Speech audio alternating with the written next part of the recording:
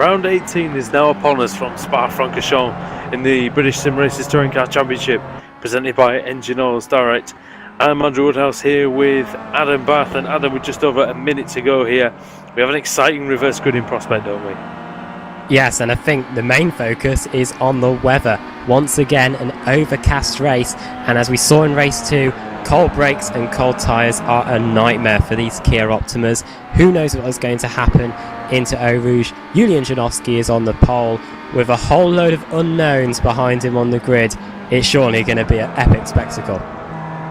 Yeah, and the reason why a lot of those drivers are at the front of the field is because of that gigantic pile-up into the first corner of the last race. So Wojciech Srudovic leads the championship by 133 points, and well, he's going to have to be careful to try and preserve his lead here.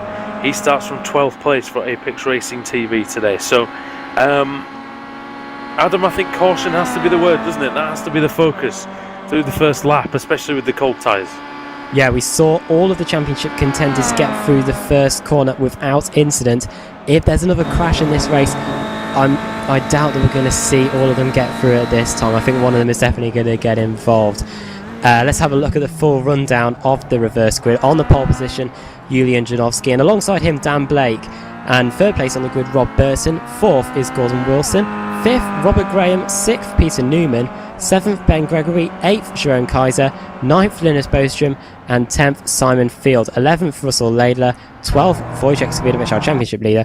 13th place, David Baker. 14th place, Graham Carroll. 15th, Stefan Hoog. 16th, Ade Kober-Lopez. 17th, Dan Kraft. And in 18th place is our race 2 winner, Jamie Rushworth. So the cars are going down to the grid now, Andrew. Jamie Rushworth, after winning race 2, he's in 18th place. Do you think he can get back up to the front? Well, I think he can. It all depends on the start and of course the carnage there. I really do think that Ade Kober-Lopez has got every chance of winning this race. I really do. From 16th place, him and Stefan Hoog I think are going to be the men to watch. Wojciech Srudovic is there. I think Lopez has had the pace. I think he's due a win here with 15 seconds to go. We have 43 cars here, and as well varying speeds coming down towards the dip towards Eau Rouge. So we're going to see then. For the final time tonight in the BSRTC, we're going to see 43 Kia Optimas charging through the Ardennes Forest as the revs rise again. Julian Janowski on pole, one of the Laser Tools cars was creeping on the grid.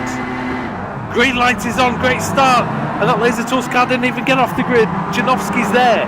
Now then, is everybody going to keep it clean as we go up the hill for the first time? Oh, off goes Robert Burton, and there's a couple more off. The leader's off, Janowski's off. Janowski's off, and Newman's in the wall.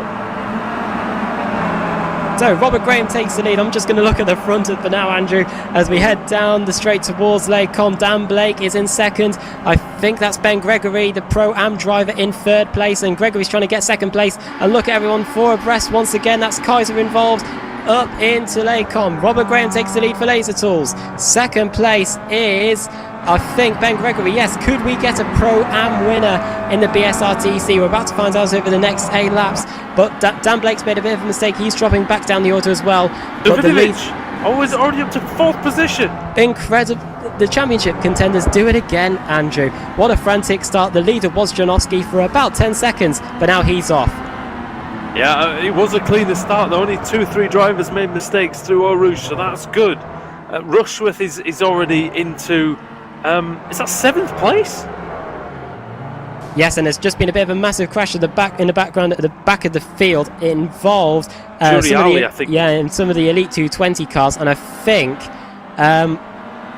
one of the other cars involved, I think it might be one of the championship contenders as well. Yes, it was David Baker, so he won't be having another good race like he had so far tonight. Oh, David Taylor's off at Pouhon. He manages to survive it.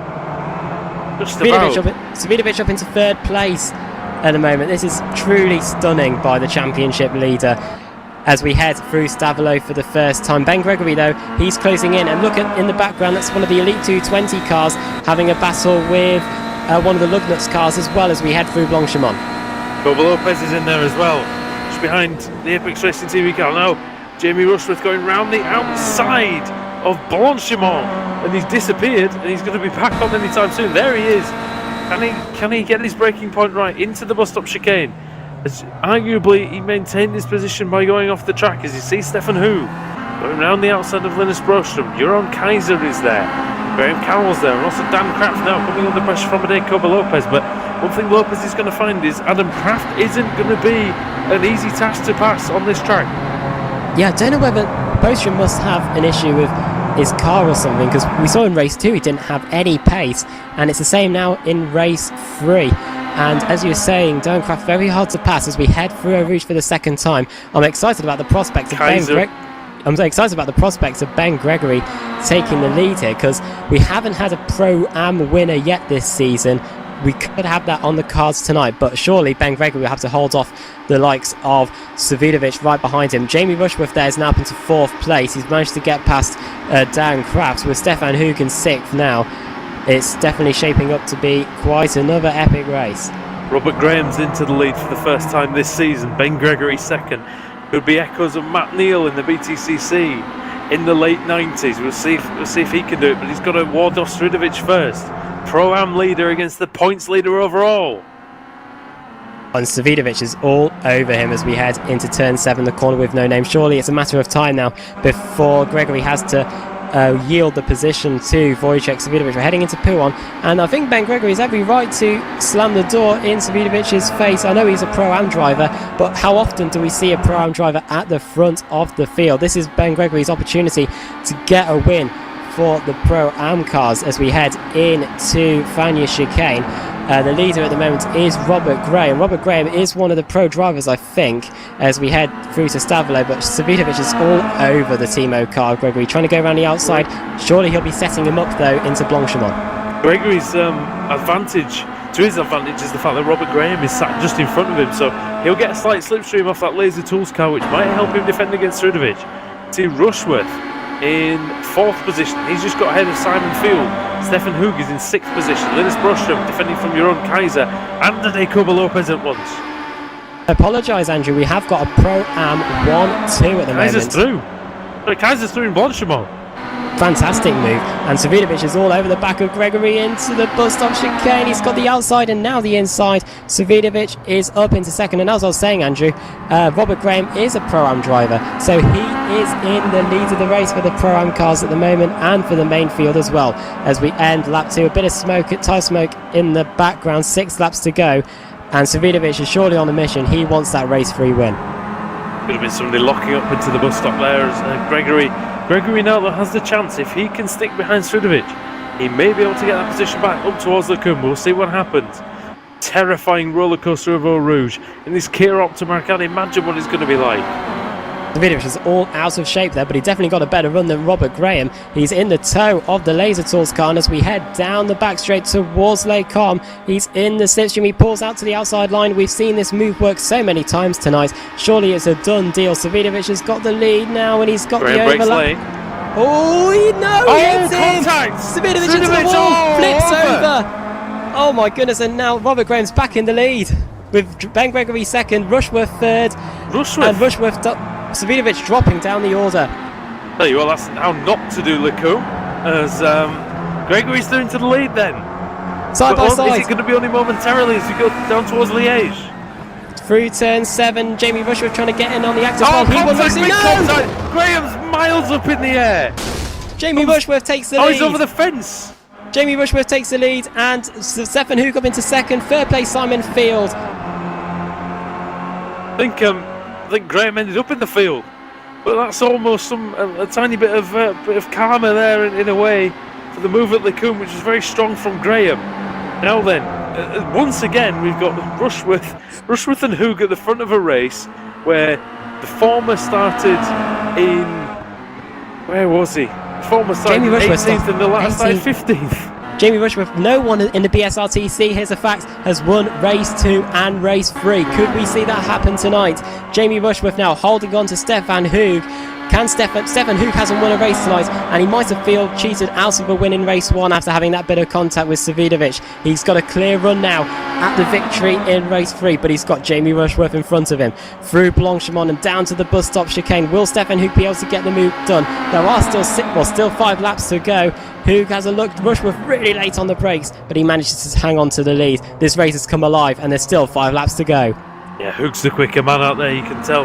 26.4 the last time round. See this time, 27.3 versus 27.7 for Rushworth. Simon Field's still there as well. Field's won races this season, Adam. He could be a threat. Yes, and back to Ben Gregory and Robert Graham, 2 Pro-Am drivers going for it, and that's what happens. Those 2 guys were desperate to hold on to the lead, and with Savidovic coming, they had to try and get the move done, but those 2 are now out of it. I can understand what Robert Graham was doing, trying to protect the lead. It's the first time he's been in the lead all season, but against, you know, arguably the fastest man out there, you got to maybe live to fight another day on that one and try and get some good points for the team. Laser Tools have had a horrible season. That could have been valuable points, but actually thrown away by a bit of careless driving. But good while it lasted for Graham, but didn't end very well at all. As we saw there going through late comms, Jamie Rushworth put the car in the right position. He meant that Stefan Hoog couldn't go around the outside of him, and means that he holds on to his lead for now. But then again, we have got 5 laps to go. There's going to be plenty of chances for Hoog to get by. Jamie Rushworth, though, he'll be advancing onto the points lead very quickly indeed. Wojciech Savidovic I've got in the pit lane at the moment. Yes, he is. Wojciech Savidovic is in the pits. If he falls 2 laps down, which is a bit hard to do here because the track is so long, he will score 0 points. And what will that do to the championship? It'll have massive repercussions. He's dropping down the order now. This is the opportunity that Stefan Hoog and Jamie Rushworth want. My opinion, he's quite lucky to be able to get back to the pit. Savidovic, big hit it was, but these Kia Optimas, as we've said so many times this season in BSRTC, very, very well built and sturdy, and take quite a lot of punishment before having to retire the car. And you see punishment, Russell Laidler's having a bit of a nightmare as well. Big damage. He's 13th still, but in a lot of trouble. Actually, Adam, we've had more trouble and more retirements in this race than we had in the whole of race 2, and that was an absolute disaster. Yeah, we saw quite a few cars off in that first corner, didn't we? We saw Julian Janowski off, he was leading, and we've seen other cars off, the likes of Ashley Suss and Adam Terry. He was involved in the wreck in race 2. He's off as well. So not a good night for Adam Terry or Ashley Sussin. But look at this though, as Stefan Hoog closes right onto the back of Rushworth. Rushworth lets off the brakes to make sure that he hangs on. Richard Wild in the battle for 7th place. He is coming under pressure with Jerome Kaiser, I believe. He outbraked himself a little bit, did Richard Wild, then he almost ran into the back of the Dutchman. Yes, so those are 2 hot battles going on right now. Across the line we go, 4 laps to go. Simon Field could be sitting pretty here if Hoog and Rushworth end up hitting each other. He could be trying to get the lead. And Adeko Lopez, he could be joining the top 3 soon. He's just come across the line and done a 2:25. What a great job by Adeko Lopez on his return to the championship full time. As we come from Eau Rouge, Simon Field puts a lot of wheels over the curb, and as we head down to Les Combes, Hoog is right in the toe of Jamie Rushworth. Jamie Rushworth will have to move over. Brilliant. Well done, Jamie. You've got the inside line. Will Stefan Hoog be able to go around the outside? He couldn't do it a lap ago. Will it happen now? Stefan Hoog has got the lead, has he? They're side by side once again. Will Lopez Hoog's through, but Rushworth will have the line for Malmedy. Who's going to get it, Andrew? Well, it's anybody's guess at the moment. Rushworth's the veteran. He's not going to make it easy for Stefan Hoog. Hoog's slightly quicker here, it seems, at Spa, but Rushworth placing his car beautifully, not even allowing Hoog to get anything alongside. Coming through Rivage and down towards turn 7 Liège. Down the hill they go, turning left, dropping down. On this run down towards Pouhon now. So we see Hoog sensible, not even bothering to have a look, not bothering to alter his line and waste his time and waste his tyres, as he can get the run up towards Fanias now. Adam, can he do it? Yeah, he's right with him. He was really pushing him through Pouhon there, but Rushworth once again putting the car in the right places. Richard Wild up into 6th place now. He's ahead of Jerome Kaiser. Deco Lopez and Graham Carroll, they're only just under 3 seconds behind. And look at that, Hoog nearly goes into the back of him. He is desperate to get past Jamie Rushworth because he can see Simon Fields there, and he can probably see on his onboard computer that the likes of Lopez and Carroll are closing down as well. When we get to the line, there's going to be 3 laps to go. Is now going to be the time for Stefan Hoog to get that lead. He's practically pushing Rushworth through Blanchemont. We're heading into the left-hander now. They're very neck and neck. They both go wide over the curbs. Simon Field trying to get a bit of the action as we head into the bus stop. But once again, I think Stefan Hoog is going to have to settle for second place there. Fields outbraked himself slightly and almost almost runs into the back of the Swiss driver Hoog as there's a car over. The DMR car's actually flipping over on the outside of the bus stop. A lap down he goes, but Rushworth taking the lead into lap 6 now. So 3 to go here at Spa Francorchamps. Rushworth, Hoog and Field. Jacobo Lopez, he's not out of this at all. He has just posted a 2:26.1, so that's the second fastest lap of the race. Graham Carroll in just behind him, just 1/10 slower than Lopez. So really excellent work by Richard by Graham for Mavis Racing TV. Yes, and on my time screens it says that Wojciech is 2 laps down, so 0 points for the championship leader. This is going to change the championship massively. And once again, Stefan Hoog trying to go around the outside. We've got 3 laps to go now. Stefan Hoog going to try and go around the outside. Rushworth breaks really late. Oh no, he's hit him! Off goes Rushworth. And Jamie Rushworth is off. Stefan Hoog still in second, and it means that Simon Field takes the lead. If I was Hoog there, he's slightly sheepish about that one. I'm not really sure that was on, and turned into Rushworth slightly, and Jamie went off. He's going to be absolutely furious about that, but Simon Field now takes the lead. He has a chance to win his second race of the season here. Jamie Rushworth's managed to rejoin. I think he's got no damage to the car, and he is now in 5th place. He will be fuming. At least he still has the chance, Adam, to finish the race and possibly even get up onto the podium. Still 3 laps to go here at Spa. That's quite a fair distance. Just in front of Richard Wilde and Jeroen Kaiser. That's important for his championship. If he can finish in the top 5, I think his chances will still be intact. A word on Dan Blake, 8th place. Good effort from him. Linus Brostrom at 9th. Daniel Hunt in 10th. Then David Brock, 11th. Excellent work from David. He's resuming his battle with CQR with Russell Laidler just behind. And Laidler, once again, his car looks horrible at this point in the race. Stefan Hoog once again now closing on the new race leader, Simon Field. I've looked at the replay between Hoog and Rushworth. It was very like the Mercedes between Lewis Hamilton and Nico Rosberg, but we'll have a look at that again as Stefan Hoog is going to try and get the inside line into Blanchimont. He can't do that. Simon Field is definitely going to have to hold on to the lead. Look at Hoog sliding the car there through Blanchimont. Will he get the run though? Down into the bus stop. Field opens up the inside line.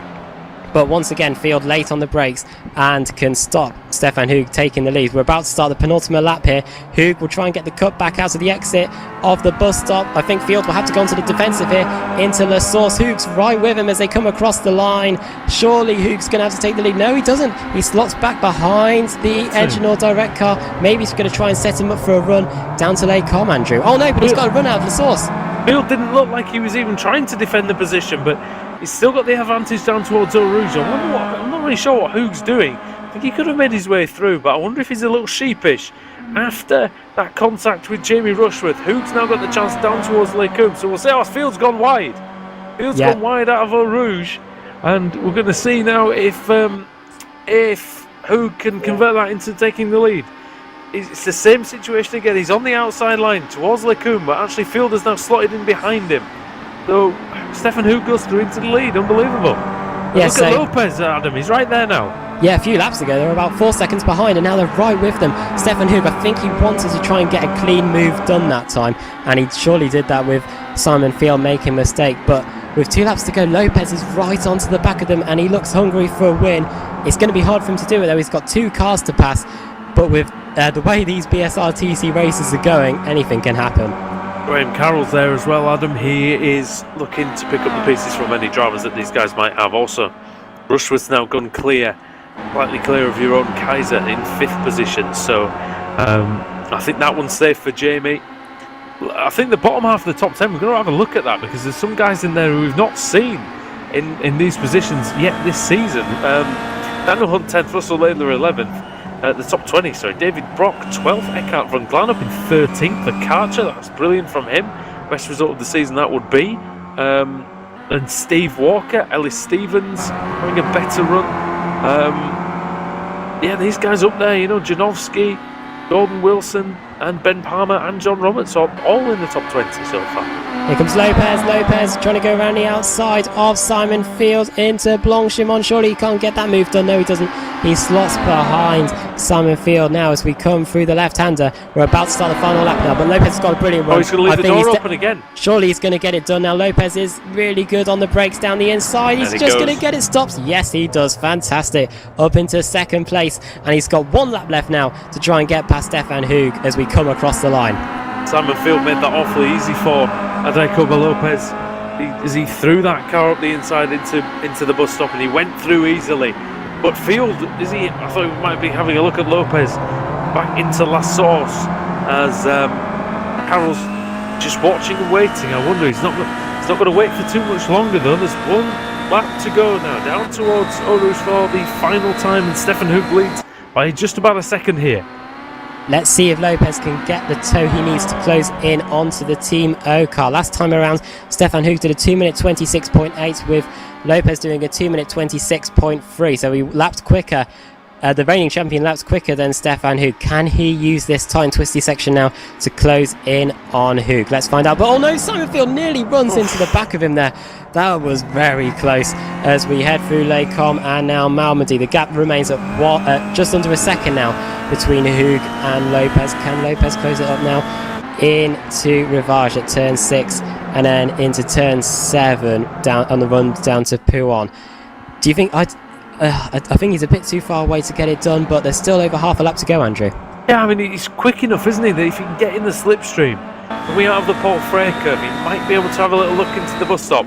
And knowing Jacobo Lopez, so far this season, he won't be afraid to just throw that up the inside. We will see as Field goes wide at Pouin, and that's going to allow, surely, Graham Carroll to move through, although still side by side up towards Fagnes. Yeah, and I think Field. Oh, look at him slide in that car. That's fantastic. And he's going to run wide. And that allows Carroll through. It wasn't sadly the fastest way through the right-hander, as Rushworth hasn't been able to drop Kaiser or Richard Wilde here. So there's a 3-car train now for 5th place, and Elite 220 followed by Timo, followed by DEG. Adam, that's a good battle as well. Yeah, and the gap now between the leaders is just half a second. Can Lopez get it done? I think he's a bit too far back. Maybe 1 extra lap. He could have got it done. The gap's gone down to 0.4 though. He's got a bit of a toe now as we head through Blanchimont. Is he going to have a go? Riding through Blanchimont. He's going to have to get his braking perfectly though. He still doesn't want to make a mistake here and allow even the slightest chance for Lopez, who actually thought about going up the inside into the bus stop, but he's not going to do it this time as Stefan Hug surely going to come through to win. He's going to take victory in Belgium again. Great job, Stefan Hug. It might be a bit controversial. We might have a chat with Jamie Rushworth after the race. Rushworth is just going to hold on to 5th place, in fact. Jacobo Lopez, great job by him to get 2nd place when he was about 4 seconds back from that leading group. But Jamie Rushworth finishing in 5th place after what looked like a 2nd win of the evening. I think the stewards will be having a word with Stefan Hug after that one, but regardless of that, I mean, aside from that, he drove a very good race. He was 15th on the grid, came through to win the race. I mean, you can't really ask more than that, but he just unfortunately too aggressive with Rushworth, and I think that cost him. Yes, and it may cost him come next week as well.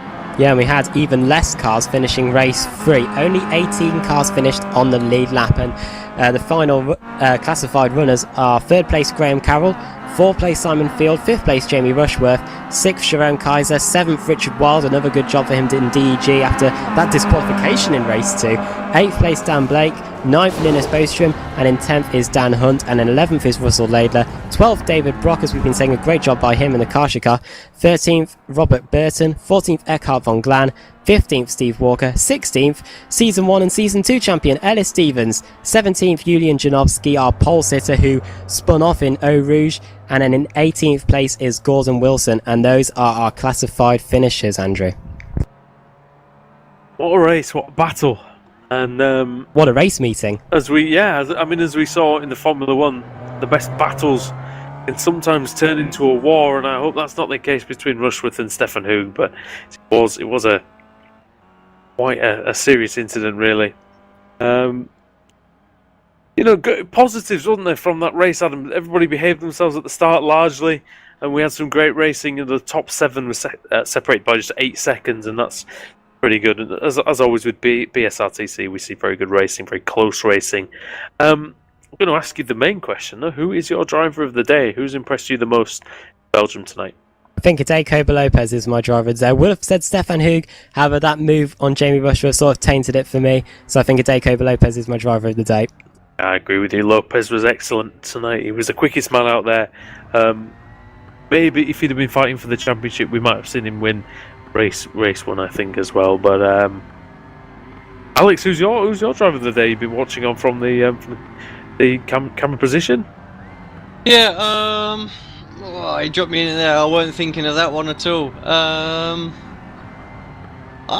think I would have given it to Jamie. Actually, I feel like Jamie probably could have held on to that one there, and could have had a couple of wins. Yeah, it's a tough one. I just feel he was really hard done by that move. Actually, that's yeah, I'm not used to Hug making little mistakes like that. So yeah, I thought it was particularly naughty. So I'm going to give it to Rushworth there because I think he was robbed. Couple of guys were, I think, worth mentioning. I think Ron Kaiser had a very good meeting. He was saying to us last week about how race one was his downfall. He had a good race 1 this week, and it's actually shown a good qualifying, good race 1 what sort of a weekend race meeting he could have. I think Linus had a good weekend largely as well, with not a great deal of pace but good consistent finishes, and David Brock I think as well had a good run, especially with the 12th place at the end there. I think I would have given it to given a mention to Robert Graham, but he sort of sullied himself a little bit in that last race, didn't he, Adam? Yeah, I think you're right there. As we saw what happened there between the Pro-Am drivers of Graham and Gregory. They both ended up having a huge incident, and that just allows the likes of Rushworth and Lopez through. So hopefully we'll see the Pro-Am drivers get a win this season. I predicted at the start of the season we'd see a Pro-Am victory, and I'm still confident we'll see that. Next week we head to Indianapolis, a completely different track, flat, and we miss out the banking. In fact, this is the bike layout, so we'll have a chicane. It's going to be interesting to see how drivers adapt from this circuit to that one. Yeah, I mean, Indy's a great track. I think some people give it an unfair reputation, but I always enjoy it. That this layout is something a bit different, something that a lot of us aren't really used to. And I mean, I would say, Alex, you're probably the one to ask. Indianapolis, what's the key there? And I suppose on the reverse layout, what do you think is going to be important for the drivers next week? Yeah, I mean, it's quite a flowing track actually, I think, so setup's going to be important there. Make sure that they've got good straight line speed, because it's still a long old run down that straight, even with that chicane there, so they're going to want to have good straight line speed, otherwise they're just going to be sitting duck going into turn 1, but then you're going to need some good low speed traction through the chicane area as well. So actually I think it's Indianapolis has its own unique challenges as far as that goes. So yeah, let's keep an eye out, see who does a good job in getting the car set up for that one. Yeah, I think that's fair. Are we gonna have any interviews tonight, Alex? Was that on the plan? Yeah, you said about Jamie. Let's just see if we can quickly drag Jamie down here and unmute him, and yeah. So Jamie Rushworth joins us. Jamie, commiserations in that third race. I had you tipped to win. Have you got any resentment towards Stefan Hug for that move going into Lacon? No, not really. I think it was a bit of both of us, because I think I was on my way to missing the apex, and the way the cars were positioned, I think he couldn't see me going in. Oh, so you're saying that he turned in essentially because he had to, and not because he necessarily wanted to at that point? Yeah, basically. I mean, I think he assumed that I hadn't missed my braking point, because it's a fair thing to assume. Yeah. It was a bad luck for you in the last race, mate, but it was quite a good weekend, good race meeting for you. Take us through the madness, especially at the start of race 2. Well, in race 2, we knew, because it was overcast, that the cars were going to be all squiggly on the brakes, especially through Rouge, and just coming into it as it tapped the brakes, felt that. So I backed off a lot and just used my brakes when I saw cars flying across the track, and luckily there was a clear path down the middle. Race 3, you started in 18th place after winning race 2. You come out of that carnage in 4th place. Could you believe what had happened? To be be honest, I could, just because we'd seen it a few times before already in that kind of weather. But still pleased it happened, obviously. So you did pretty well today, considering the trouble that there was for a lot of drivers. Three top 10 finishes. You got a win. Going to Indianapolis next week, then what's your experience of firstly the layout, secondly of the challenge of setting up the car? We were just talking about how it's sort of a unique circuit in that respect. Well, the only experience I have of the bike configuration, which is what I think we're doing, was when we went there last season. And yeah, it's tricky to set up because it's surprisingly slow and narrow, even though it's an oval one. The straight isn't very long at all. It's possibly the shortest straight we go to all season. So it's low cambers, high wing. It's a tricky one. When you saw did you see the Pro-Am cars of Gregory and Graham go off in front of you in race 3? I did see that, yeah. Were you thinking, brilliant, this is my opportunity to get the win? Well, at first I was a bit nervous there was going to be a bounce off the wall, but after that, yeah, until I saw Stefan behind me, I knew it would be a bit of a battle to the end. Wojciech Savidovic scored 0 today. He finished 2 laps down, so he didn't score any points. Surely this has elevated you back into contention for the championship. Do you think this now means that the momentum is in your favour? I really hope so, although I thought he just about made it within 2 laps. I think he managed to score his 22nd place. Yes, you're right there, so he did finish in 22nd place, so he will be classified, but even with that, do you think you'll still have the momentum going to Indianapolis? Yeah, absolutely. I think I'm still within a chance if anything goes wrong for either him or Stefan, especially considering the last meet is going to be at Bathurst, where absolutely anything could happen. How do you explain the fact that when we get the reverse grid races, we get the races with the carnage at the start, things like that, but most of the championship contenders seem to be able to make it through unscathed? Is it something you guys have that the rest don't, a different sense of what's going on around you, or is it just pure luck in the case of your race 2, for instance? I saw you flying through the middle, I couldn't believe it. It's obviously part luck, but I can't help but feel that maybe it's an experience thing and just sort of know what to expect when you see things happening, and then yeah. It happens how you expect it to, almost. Yeah, you sort of get used to which way cars are going to start flying when there's contact, stuff like that.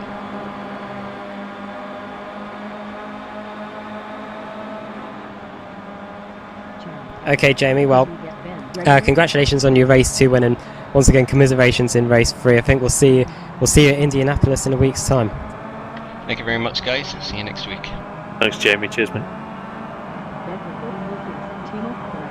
Right, and I think we've been joined by Ben Gregory, who was battling for the lead in the opening laps of race 3. Ben, welcome. You were battling with Robert Graham, and you two made contacts. Is there any resentment between you and Robert Graham? I don't have any resentment. I'm just really annoyed that it happened, because I was giving him as much room as I could.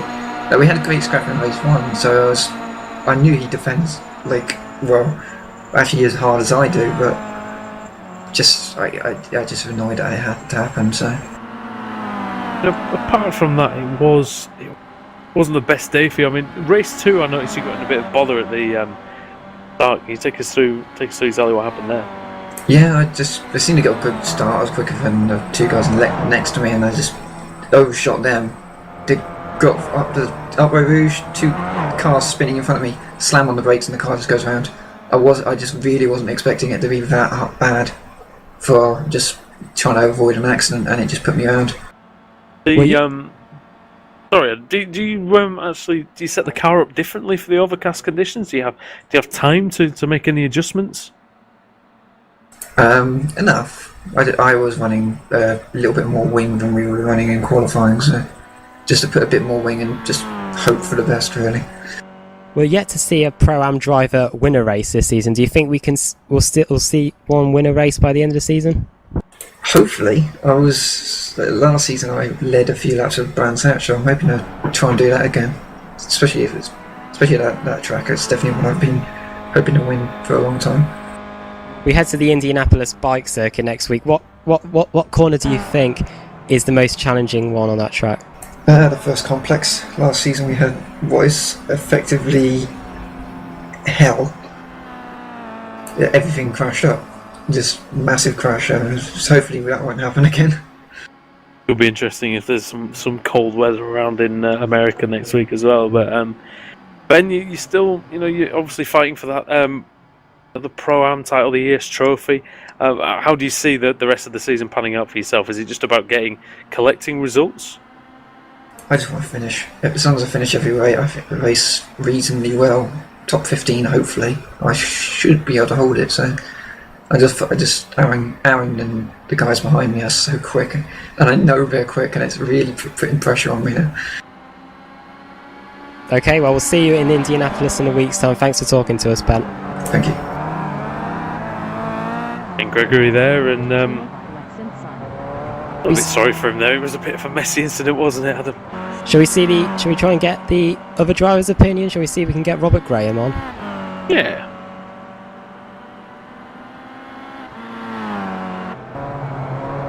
Robert Graham, of course, was disconnected after the incident between him and Ben Gregory. He ended up finishing the race outside the top 20 and a few laps down, of course, then scoring 0 points. We're just waiting for him to join us now and have a word. By and large, though, Adam, just while we're waiting for that, it was a better weekend, better race meeting. I keep saying weekend, it's Thursday night. It was a better race meeting for Laser Tools, wasn't it, than we've seen recently? Yeah, I'm just trying to get my team standings up. Laser Tools weren't top of the Pro-Am standings. Hang on, let me just get my team standings up. Doing that, just welcome Robert to the commentary box. Robert, how are you doing? Yeah, I'm okay, guys, thanks. So you two were... oh, sorry. And No, go for it. You and Ben Gregory were battling in race 3. Do you think the contact was inevitable in the end? You two racing hard for the victory? Yeah, we've just had a wee chat about that, actually. We're battling race 1 and race 3, funnily enough. He feels I was at fault, I feel he was at fault, so just one of those things, I think. Going to agree to disagree on that one. Yeah, he thinks I squeezed him over. I think he was behind, so he should have given me the room, so we'll see. Do you think you had the speed in you to win that race? To be honest, no, I don't. I was just defending as much as I could until hold the lead as long as I could, to be fair. I was just hoping to get a reasonably high-placed finish, that's all. Yeah, I think, correct me if I'm wrong, I think it's the first time you've been in the lead this season, and what does it feel like, at the head of this massive field with all these championship contenders behind you? I mean, you've sort of answered the question already. You're just thinking of getting a finish, really? Yeah, just looking to get a fairly high-placed finish, hopefully there. It's only my second full season in the BSRTC. I think I've made some big strides this season, hopefully, and it's just a wee bit disappointed to out the way it did there. So, like you say, it's the first time I've led a race and felt good for a couple of laps. You haven't had a lot of good luck this season. I think it's what, and the Laser Tools team haven't in general. What do you think is the key to turning that around in the second half of the season? Luck, I think, to be honest with you. I think I've been a lot cleaner this season than I was last season. I had a few moments last season which I readily admit to. But I think, I've only been penalised once this season with 1 point, so I think that says a lot of things, And this race meet at Spa, I was quite confident with my speed. I qualified 12th for the first race, which was the best qualifying position I've had yet, so just a wee bit disappointing in the end. You started in 5th place in race 3. What was it like seeing all of those cars going in all different directions into Eau Rouge? I kind of screamed at my teammate after Eau Rouge going, "Geez, I'm in first." So it was interesting now. I was flying all around you. You did get 14th place in race 2 as well, which was your best result of the season so far. That melee must have been quite something to witness from inside the car.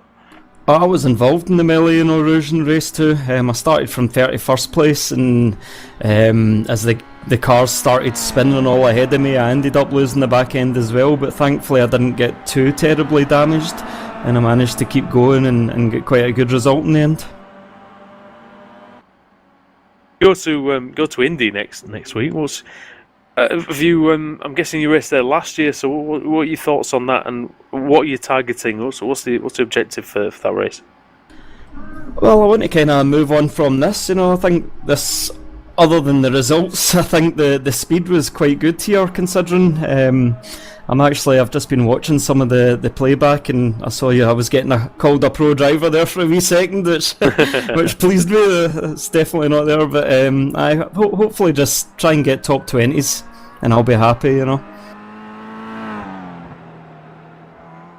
Okay, well, Robert, we'll see you in Indianapolis in a week's time. Bad luck about race 3, but we'll see you in Indianapolis. Yeah, cheers, guys. Thank you. Robert Graham there, having a bit of incidents throughout the whole of the evening. Should we get one more driver, Andrew? Yeah, I think. Should we get Wojciech Savidovic in? Yeah, I think why not? I'm not sure. Have we had him up this season so far? I don't know this season, but we haven't had him up to 9. He did win race 1, so we'll see if we can get the Apex Racing TV car in. Our points leader as well at the moment. Robert Graham, he seemed fairly happy with his result in a way. I think Laser Tools, like I said, once they get a bit of good fortune, maybe some better qualifying, as he alluded to, I think they're going to very, very good indeed. But we're joined now by Wojciech Savidovic. Wojciech, hello, mate. Hi, how are you doing, guys? Very, very good indeed. So in race 1, Wojciech, we saw you and Stefan Hug have a pretty epic battle. What was it like trying to get the position back going down into the turn 6? I've forgotten the name, and having a bit of contact with him. Yeah, as we all saw, that was a very, very close race, and I knew Stefan was running a bit less wing than I was, so I knew he would be able to get me down the straight, but that gave me advantage down the corners. So yeah, there I had an opportunity to, counter-attack straight away, and I managed to get into inside, so he wasn't able to defend against that. Wasn't the best weekend you've had this season looking at the results, but you still managed to pick up a win, you still managed to consolidate mostly the championship lead. How are you feeling going into the second half of the season? We've now had about 18 rounds now. Is it time to start thinking of the championship and thinking about just staying out of trouble? Well, I'm thinking about the championship all the time, and yeah, just a bit unlucky in the third race, and in the second race I really didn't have I couldn't set up the car to make it feel right, so I struggled there a bit. But I made a good adjustment for the third race, and it felt great. But yeah, obviously a bit of unlucky incident just took me out there. For races 2 and 3, we saw it was overcast. What was your mindset for the start of those races to try and get it through those first few corners without incident? Yeah, the usual. Just try to stay out of trouble. It is very unpredictable, but you have to go for it and hope for the best. Yeah, we've had a few races like that. We had Interlagos as well, which you did very well at, where the conditions deteriorated as well for the end. Is it just a case? Is it something do you think that iRacing needs to fix in terms of the tyre temperatures? I'm guessing they're just starting off too low. Isn't it? Apparently that is the problem. I don't know, maybe some kind of virtual tire warmers should be applied. I'm not too sure. Not that big of an expert in the physics wise. So yeah, we just have to be careful and deal with what we've got here. Next week we head to Indianapolis. You won there last season when we were on the proper road course. This time we're on the bike circuit. What's a different kind of challenge to racing on the bike circuit?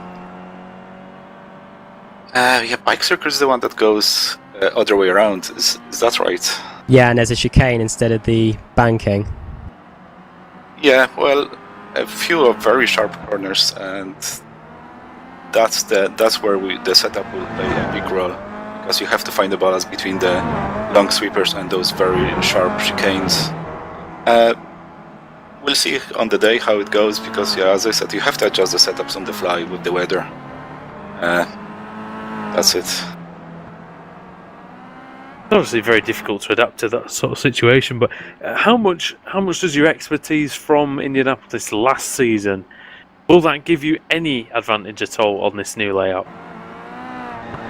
I really don't think so. Once you get to know the tracks, doesn't really take too much time to adjust to it and just go for it. Good attitude to have. Good luck next week. Right, thanks very much. To Wojciech for joining us in the commentary box, and I think guys, that'll just about wrap it up. Any final thoughts, Adam, from this great race meeting at Spa? Well, I was glad to be a part of it. It seems that whenever I was away, it would always be an epic race meeting. So, Spa Francorchamps, another highlight of the season. And with the next races being at Indianapolis, we head to the Silverstone National Circuit, Brands Hatch Indy, and then the season closer at Bathurst. I think the championship can only get better. Very, very, very much. Alex, have you enjoyed it as well? Thanks for doing the camera work. Yeah, I know. Always a pleasure to watch the races unfold. So I'm quite looking forward to some of the short tracks that we've got coming up. I think Indy will be quite unique. The like I said, the variety in the way the track's laid out, the concrete racetrack as well, just spice it up a little bit. And then I think the Silverstone National, Brands Hatch Indy are going to be awesome races as well. I just love those little short layouts, just like the Suzuka one as well. We were a little bit unsure what we were going to get there, and it's probably still been the best race meeting of the season so far. So I'm hoping one of those two can knock it off its pedestal.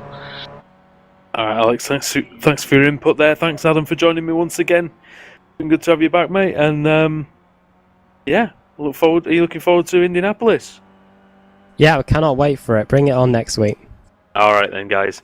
Thanks very much to everyone who's tuned in on YouTube and who's going to watch the video afterwards as well. We do appreciate your support. Join us again next week at the same time, Thursday night, for more BSR touring car action.